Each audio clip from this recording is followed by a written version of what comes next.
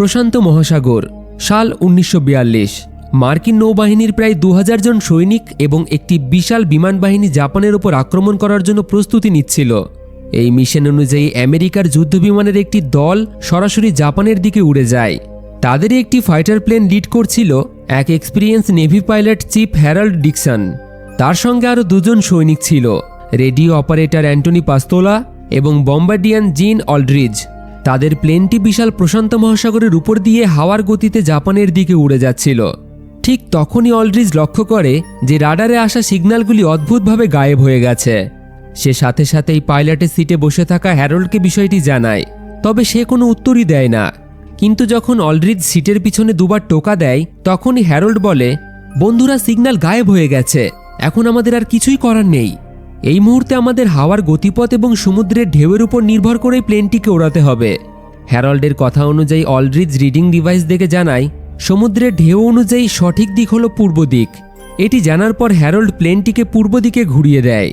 কিন্তু কিছুক্ষণ পর হ্যারল্ডের নজর পড়ে ইন্ডিকেটরের দিকে। সে দেখে যে প্লেনের তেল প্রায় শেষের দিকে, প্লেনটি যে কোনো মুহূর্তে ক্র্যাশ হয়ে যেতে পারে। সে সাথে সাথেই তার সাথীদের বলে, তোমরা তৈরি হয়ে যাও, প্লেনে বেশি তেল নেই, তেল শেষ হওয়ার আগেই আমাদের এমার্জেন্সি জলের উপর ল্যান্ডিং করতে হবে, তাড়াতাড়ি দরকারি জিনিসগুলো গুছিয়ে নাও। হ্যারল্ড আর দেরি না করে প্লেনটিকে সমুদ্রে ল্যান্ড করিয়ে দেয় এবং কোনো মতে 3 জনেই ডুবতে থাকা প্লেন থেকে বাইরে বেরিয়ে আসে।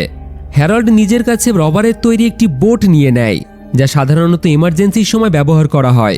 তাতে হাওয়া ভরে একটি বোট বানানো যায়। এই ভয়ঙ্কর সমুদ্রে এই বোটই তাদের প্রাণ বাঁচাতে পারত। হ্যারল্ড দ্রুত বোটের ব্যাগটি বের করে এবং সেটিতে হাওয়া ভরতেই সেটি ফুলে উঠে বোটের আকার ধারণ করে। এবার সেটি ভেসে থাকতে ব্যবহার করা যেতে পারে। কিন্তু ভিতরে বসার আগেই সমুদ্রের প্রচণ্ড ঢেউ বোটটিকে উল্টে দেয়। তবে অনেক চেষ্টার পর অবশেষে তারা বোটটিকে সোজা করে। এরপর তারা উপরে উঠে পড়ে। বোটটিতে 3 জনের জন্য জায়গা ছিল খুবই কম, তাই তারা গুটিসুটি মেরে শুয়ে পড়ে। হ্যারল্ড তাদেরকে বলে, উদ্ধারকারী দল হয়তো সকালের মধ্যেই তাদেরকে উদ্ধার করতে চলে আসবে। এইভাবেই একটি রাত তারা কোনোভাবে কাটিয়ে দেয়। পরদিন সকালে ঘুম থেকে ওঠার পর হ্যারল্ড পাস্তোলা এবং অলড্রিজ বড় আশা নিয়ে উদ্ধারকারী দলের অপেক্ষা করতে থাকে, হয়তো কেউ তাদেরকে খুঁজছে। তবে ঘন্টার পর ঘন্টা অপেক্ষা করার পরেও কারোর দেখা মেলে না। ঠিক তখনই হঠাৎই অলড্রিজ দূরের আকাশে উদ্ধারকারী দলের একটি এরোপ্লেন দেখতে পায়। হ্যারল্ড বলে, এটা তো নেভি রেস্কিউ প্লেন, এটা নিশ্চয়ই আমাদের খোঁজার জন্য এসেছে।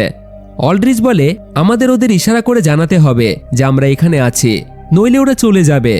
তারা পাস্তোলাকে প্যারাসুট আর ফ্লেয়ার গান ব্যবহার করে তাদের দৃষ্টি আকর্ষণ করতে বলে।